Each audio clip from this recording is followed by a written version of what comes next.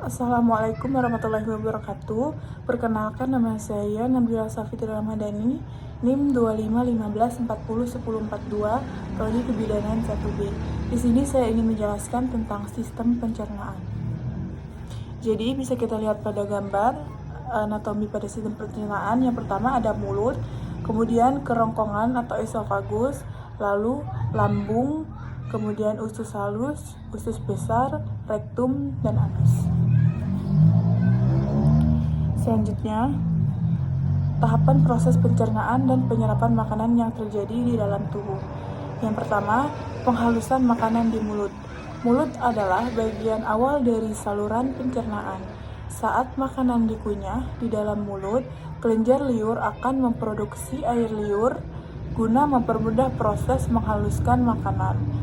Kemudian, air liur mengandung enzim amilase yang berfungsi untuk mengolah karbohidrat menjadi glukosa dan energi. Setelah makanan selesai dikunyah, lidah akan mendorong makanan yang sudah halus ke belakang mulut menuju esofagus atau kerongkongan. Selanjutnya, makanan akan dibawa menuju ke lambung. Yang kedua, pemecahan makanan di lambung. Di dalam lambung, makanan dan minuman akan bercampur dengan enzim pencernaan dan zat lambung untuk dihaluskan dan dipecah menjadi lebih kecil sehingga bertekstur cair atau menyerupai pasta yang lembut. Dengan tekstur ini, nutrisi dalam makanan akan lebih mudah untuk diserap oleh tubuh.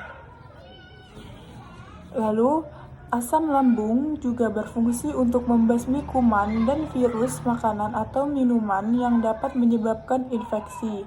Setelah selesai dicerna di lambung, otot lambung akan bergerak untuk mendorong makanan agar bergerak ke usus halus guna diproses lebih lanjut. Jadi dari lambung, makanan akan masuk ke usus halus. Setelah proses di lambung, kemudian makanan akan dilanjutkan ke usus halus. Kemudian yang ketiga, pemecahan nutrisi di usus halus. Jadi di usus halus akan melanjutkan proses pencernaan menggunakan enzim yang dikeluarkan oleh pankreas dan cairan empedu dari hati. Enzim ini bertugas untuk memecah protein, lemak, dan karbohidrat dari makanan. Lalu yang keempat, penyerapan nutrisi di usus kecil. Setelah makanan dipecah, dinding usus kecil kemudian menyerap air dan nutrisi dari makanan ke dalam aliran darah. Sementara itu, sisa-sisa makanan yang tidak dicerna atau diserap akan dibawa ke usus besar. Jadi pada usus kecil ini terjadi penyerapan, yaitu ada penyerapan nutrisi. Lalu yang kelima, ada pemadatan sisa makanan di usus besar. Jadi dari usus halus kemudian berlanjut ke proses di usus besar.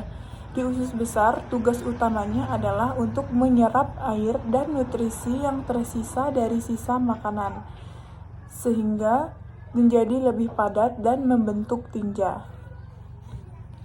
Kemudian, tinja disimpan di rektum hingga didorong dan dikeluarkan bersama dengan racun, zat sisa, dan cairan berlebih dari dalam tubuh melalui anus saat buang air besar.